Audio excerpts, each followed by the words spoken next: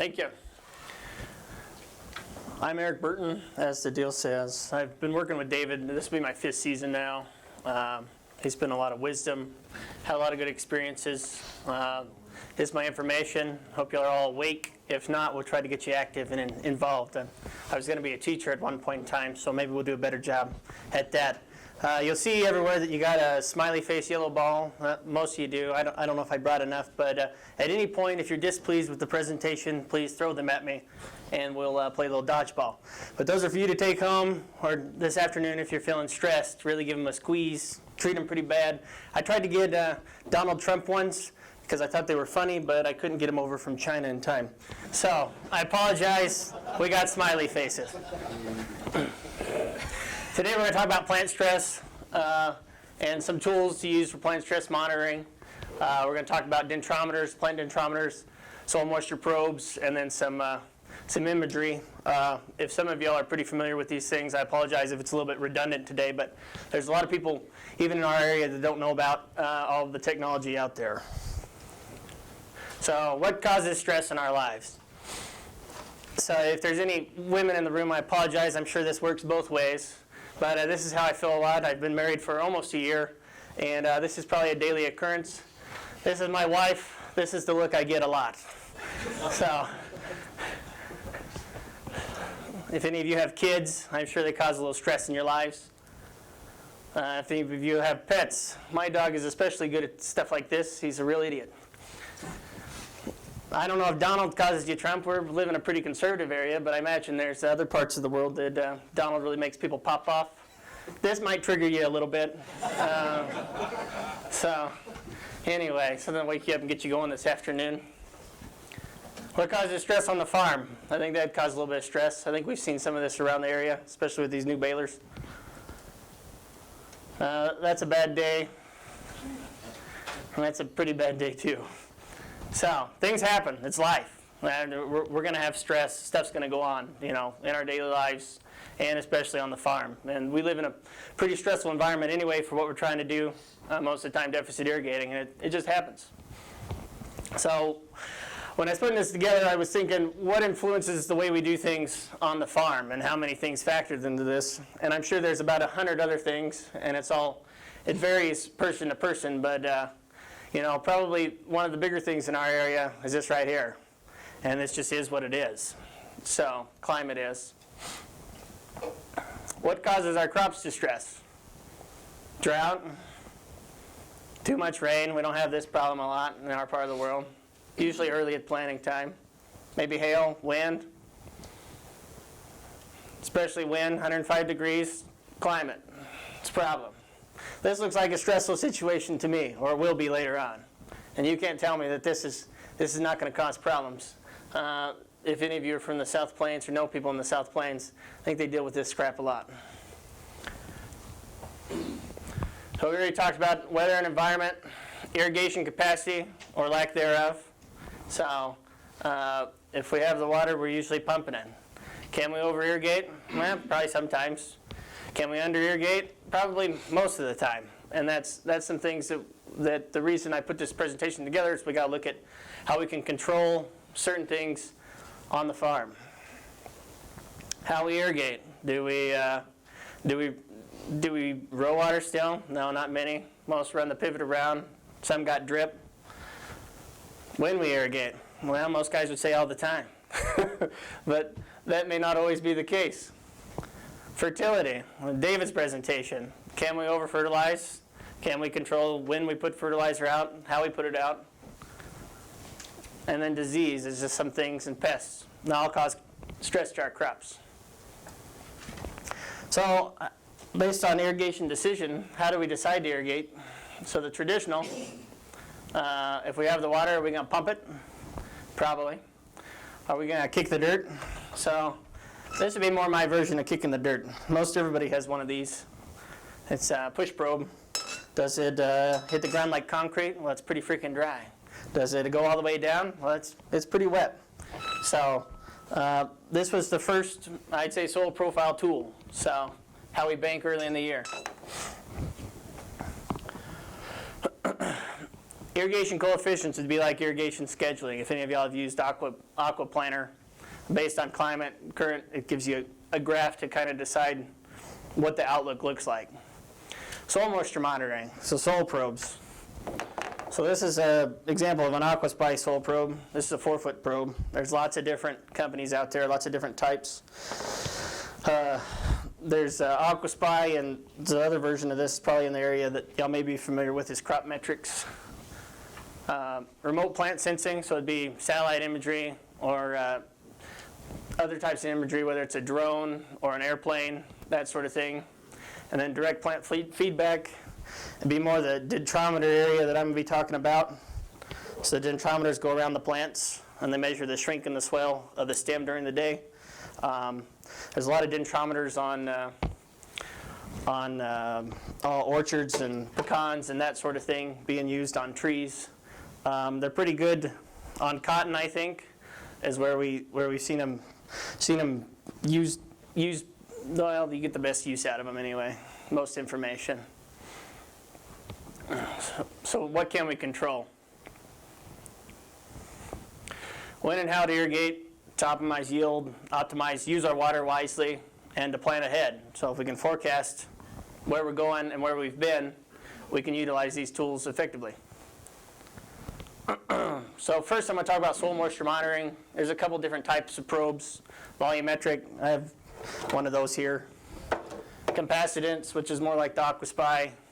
Tensiometric, there's the watermark, which are like gypsum blocks, but they're a probe. Anyway, we've worked with several different companies, and we're a dealer for a few of these products, but these are just the main ones I am personally familiar with, stuff we've worked with, and we know gives you good information. So this is just AquaSpy's homepage. I'm a real thief. So anyway, but it looks pretty, doesn't it? So if you're pulling up your AquaSpy for the first time, this would be what a homepage would look like if you selected a pin drop. So this is going to be all your types of charts up here. When you had irrigation or rain events, the color of the pin drop will be your current status. So if it's dark blue, you're over irrigated. Green, you're in what they call a good zone. Yellow, you're starting to get some deficit, and red, you're in some trouble.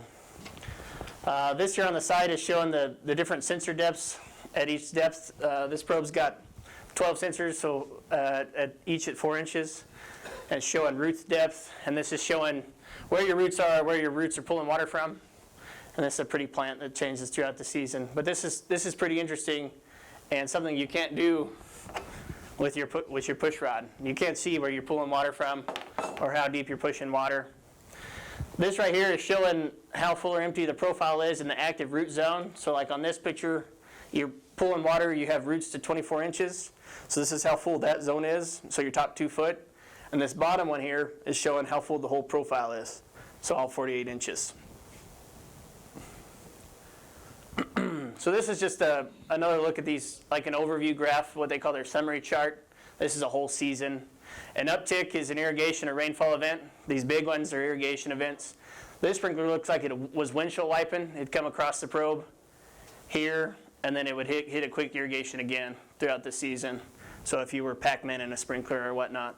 Stair stepping down, so these big drops are usage during the day, and then it flattens off at night. And then this would be, the bigger the stair step, the more usage or the more drying out you're seeing in the profile. The smaller, here later in the season, it just wasn't as hot. And so that's what that's showing. Let's see.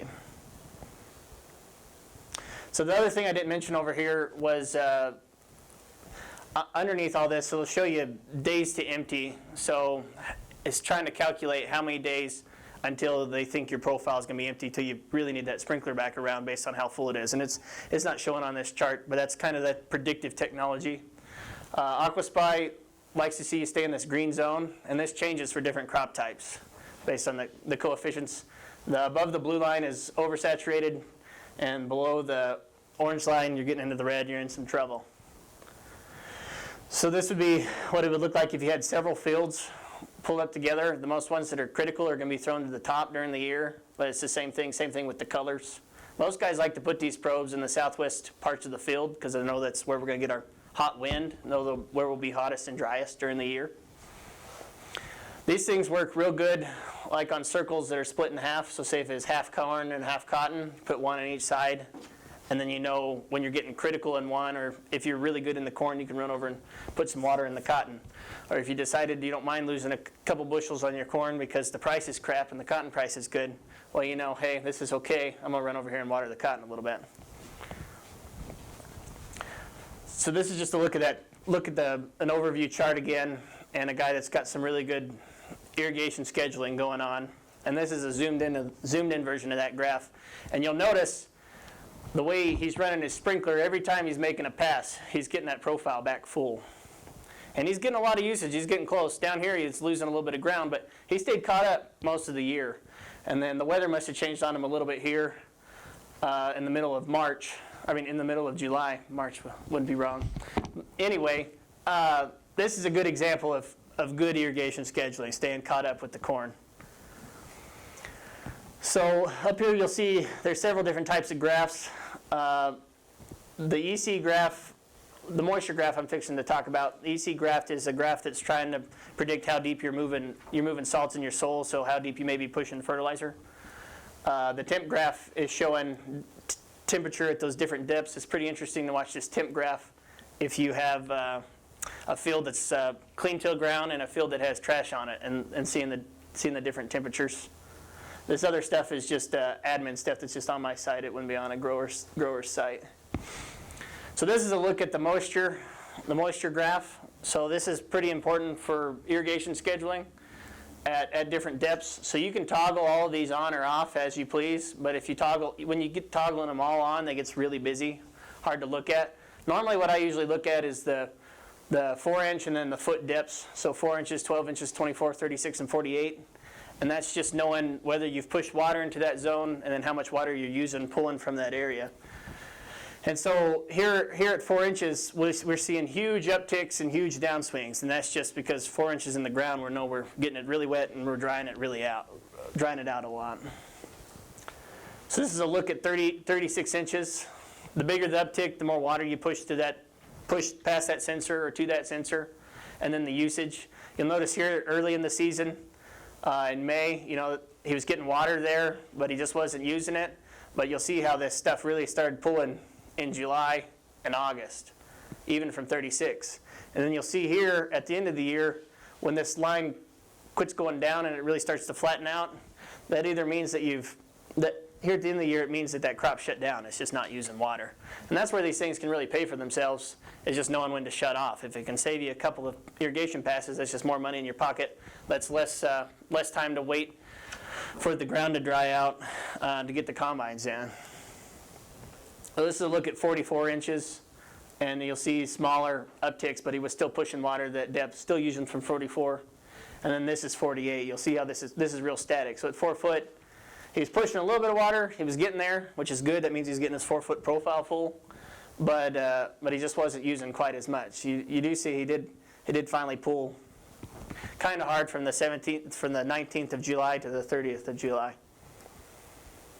This is a look at a cornfield that never hurt all year. So it was wet. He kept it wet, and it stayed wet. So maybe we could say he over-irrigated. I'll be careful with that term. A lot of guys would throw the ball at me. You can't over-irrigate in this country, but you have a wet year, you got a lot of trash on the ground, you stay wet early, you probably can over-irrigate, or you could be using that water somewhere else, more efficiently, spreading it out if you're sharing water around. Anyway, that's a look at that. This is a look at some corn that was just in trouble all year round. He started behind. He was doing pretty good on his scheduling, and then he just couldn't keep up. It just got real hot and dry in this area. He didn't catch rain in June and July, and then he finally got caught back up at the end of the year. But here at the end of the year, it was too late. So once this graph drops under this orange line and into the red, and you'll see how it just quits. The drop down just quits. It almost goes static. He's just dried out the whole profile. He can't pull any more water. And this is what you don't want to see. So I just wanted to put a graph on here of what you don't want. This here is a look at a guy that probably could have done a better job of his irrigation scheduling. He was coming around about every 3.5 days, and that's hard to see on here. But if you look at the dates, and so he probably wasn't putting on but 6 or 7 tenths a pass. And so if you're trying to decide whether to slow down or speed up the sprinkler and knowing where to push it, this is an example of that. And he lost ground all year, and then he got caught back up. But he probably hurt this corn a little bit, for sure, just by his scheduling decisions on his sprinkler. This is a look at a graph, and this is actually Ronald Meyer's graph. You'll hear from him in a while. He's out there talking. But this is on a half-miler, and he's got it split in half, 240 acres. But this is on 10-day circle, I guess, so or 10 days around the half before it comes back and irrigates again. And it may be all around the circle because he was splitting it with sunflowers. But every 10 days he's getting an irrigation, and his water situation is real light. He started in good shape, and then he dried it down a lot.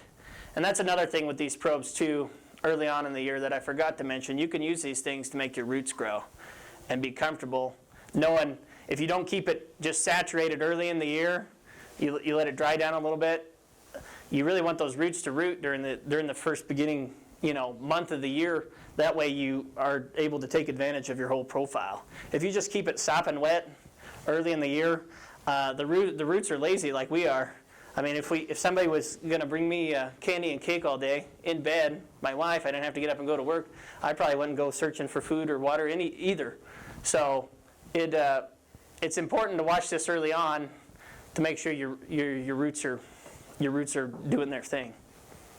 So anyway, but this is a 10-day circle, and he was able, even though he was slowed way down, he was able to keep up during the year because he was just pushing water, filling up that profile. This is a look. This is kind of what I was talking about, how busy this stuff gets. This is a look at 2 foot, 3 foot, and almost 4 foot, and how you can see the bigger the upswings at different depths and the more usage at different depths. So this teal is 2 foot, orange is 3 foot, and the purple is almost 4 foot.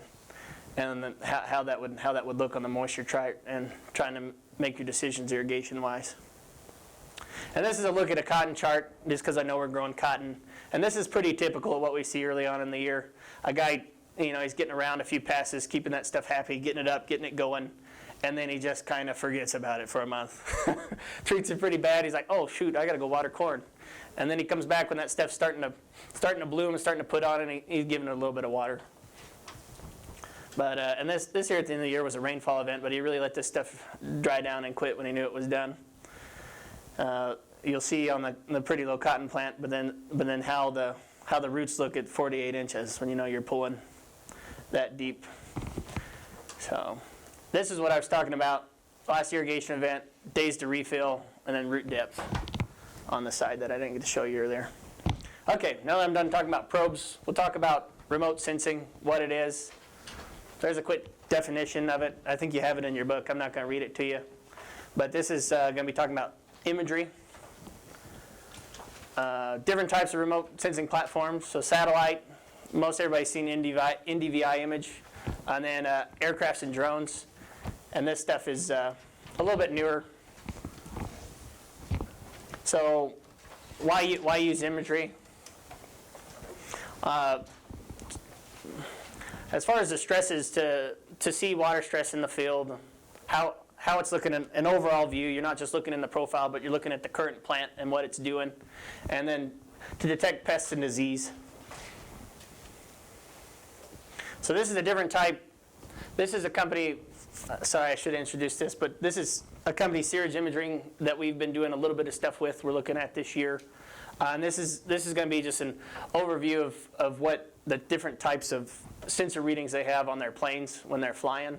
So they offer a color infrared, which is showing this dang clicker, which is showing the overlook based on infrared technology. And then what they'll do on their platform is they'll overlay all of these different images to help a grower make decisions in the field. Core thermal, showing heat, mostly heat stress, and then how that crop's stressing based on heat, based on how quick the sprinkler's coming around. You can see the sprinkler is moving clockwise. So you can see this stuff's getting pretty hot and it's staying cool behind the sprinkler. This is in a drip field, how those zones are reacting. This zone's probably on right here.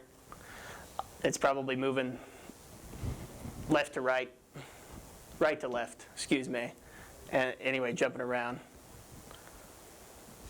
So this water stress, so it's a combination of that infrared and then the what they're seeing on the leaf and how it's reacting to stress in the field in different areas. This probably has to do mostly with soil type and then how that profile is full or empty. Same thing here.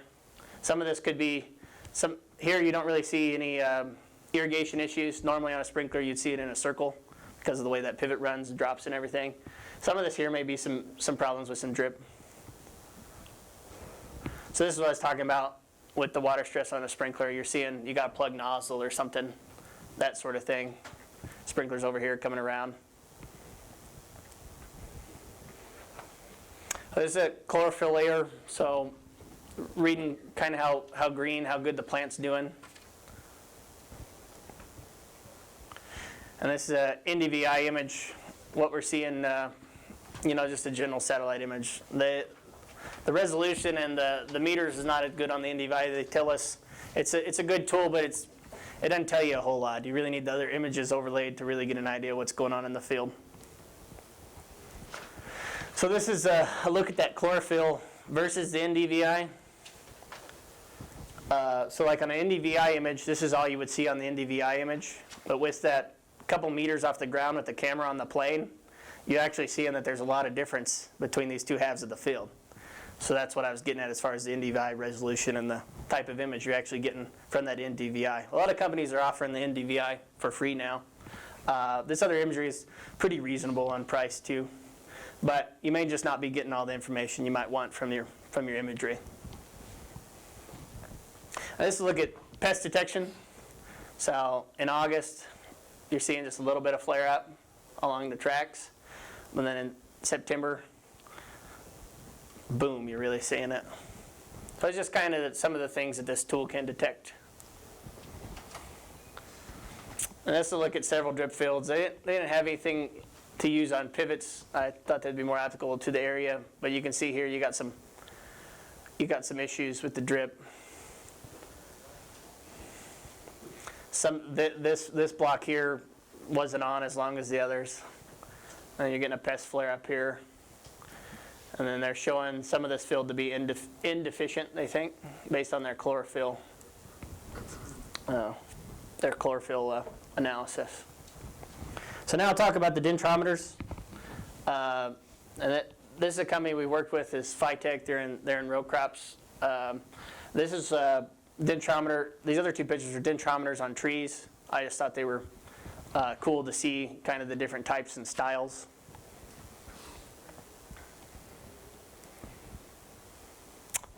What are dendrometers? I won't read it again. It's in your book. But basically, they measure the strength in the soil during the day, and they can be used for irrigation, fertilizer management, that sort of thing. Now, these things are real good for figuring out actual crop stress on the plant at the current time. So they'll tell you daily, minute to minute, how that plant is reacting to stress in the environment based on the shrink in the soil. So this is just a couple of different things that Phytech was putting together to use. So they got their chart. It's on the app on the computer. All this stuff is. You can get it on your phone, on the go, on the iPad. What all they use is they've got a modem that sends the information up into the cloud. This is Aquaspice modem. It's a little bright. Makes it easier to find in the field. They're using the dendrometers. Normally they'll put clusters out there in sets of 3. And then this is an overlook of several different fields at a current time. And you'll notice it works the same way on their color code as the Aquaspice does. Dark green would be over-irrigated. Green is good. Yellow is getting kind of thirsty. And then red is getting into some serious stress.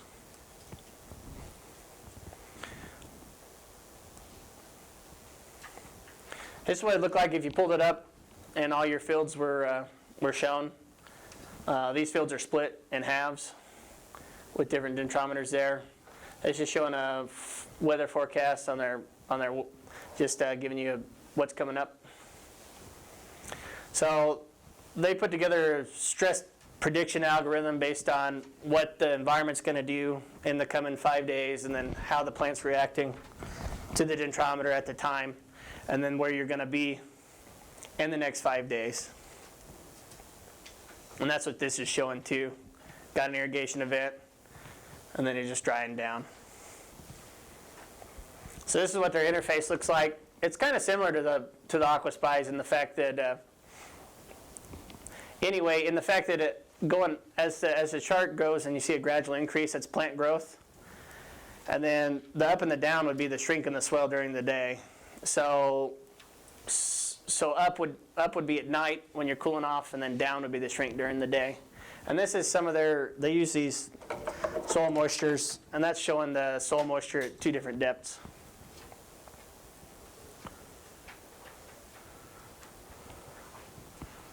So this is showing how the plant interacts with a climate or an irrigation event. You know, it goes green, and then you're getting into some stress again before you hit another irrigation event on this chart up here. So they're claiming high stress in the red. You're going to have some yield loss. Definitely not something you want to see at pollination.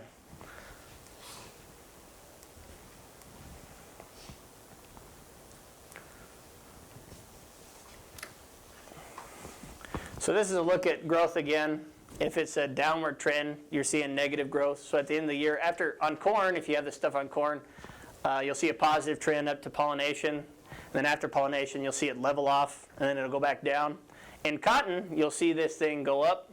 Then you'll get a PIX or a growth inhibitor, and it'll actually flatten out. And then you can actually see it growing out of the PIX, which is pretty cool.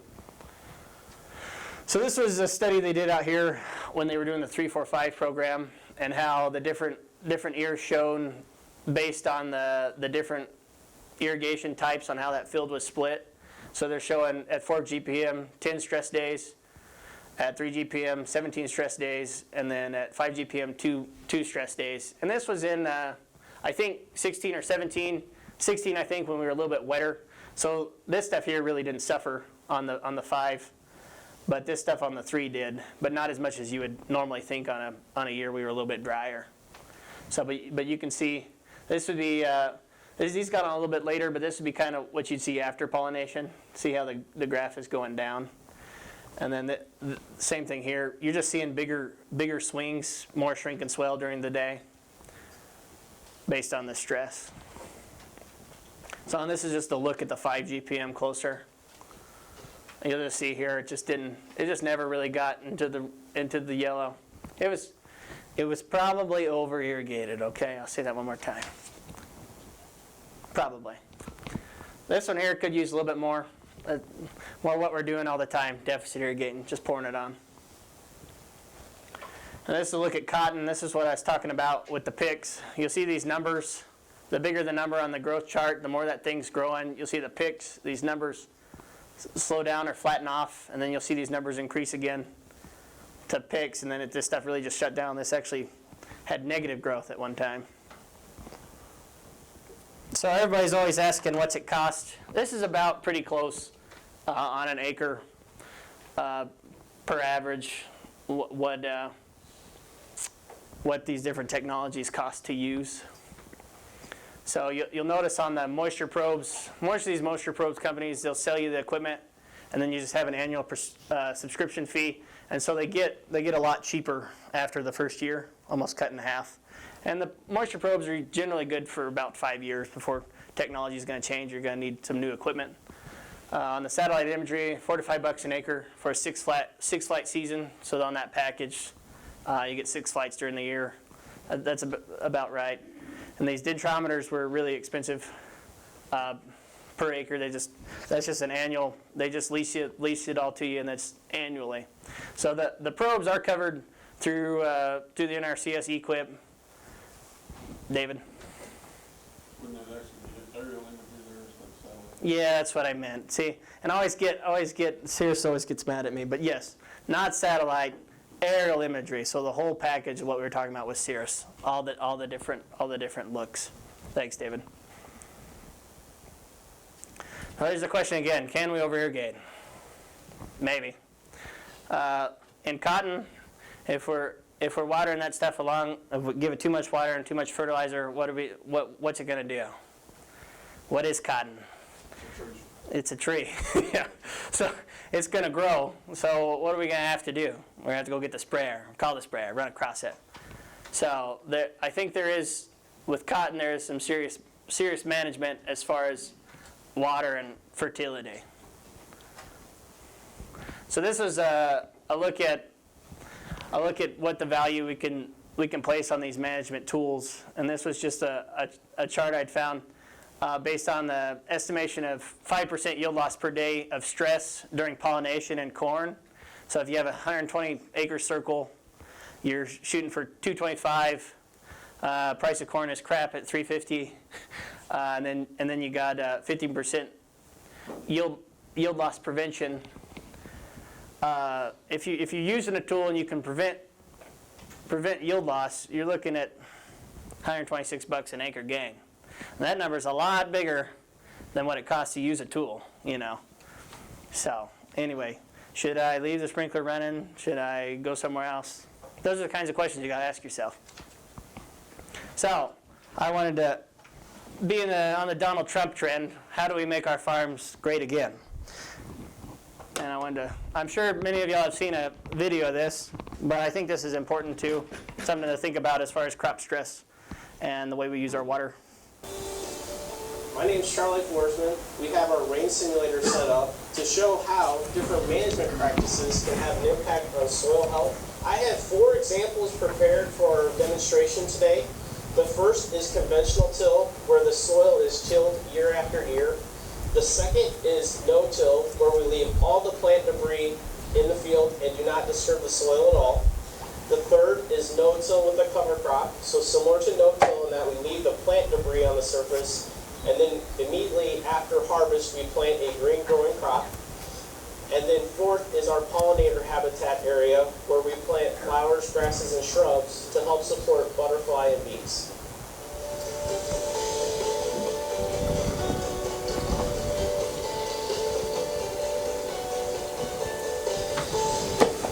In our conventional tilled system, we expect the raindrop till to cause a lot of surface disruption, carrying soil, sedimentation, and nutrients out of the field. In addition, we'll see very little water infiltrate down through the soil surface, staying in the field for the growing crop. In our no-till system, the soil surface is protected by plant debris, therefore buffering the impact of the raindrops. As a result, we see very little to no runoff. In addition, the water has a chance to infiltrate down through the soil surface and stays in the field for the growing crop. In our no-till plus cover crop example, we have plant debris left on the surface, which helps buffer the raindrops and reduce the runoff. But in addition, we have a green growing crop, which has a root structure down below ground. That root structure creates micropores and macropores for the water to infiltrate through the soil and stay in the field. In our pollinator habitat example, the soil surface is protected by plant debris. As a result, we see very little to no runoff. In addition, because this has been no-till for many years, we have earthworm activity and many microorganisms that work in the soil, creating opportunities. I just think it's important to know what you're doing, know where you're going, and then if you can change your practices. And so really the thing I tell you today is you have options, you know. How do you monitor the way you irrigate now? How could you monitor it in the future? Do you think you could do a better job? Could you do a worse job? How do you make decisions on when and how to irrigate? Are you using a tool? Can we improve on what we're doing? Can we implement new practices and technologies? And know what you can control and make peace with what you can. There's a lot of things we can do, what we can control, but there's a lot in farming we just can't. The markets that we can plan, the environment, and just knowing the fact that we are farming in the Texas Panhandle. So that's all I had. I appreciate it. Okay. Thank you, Eric. Any questions? Okay, we're about ready to flip back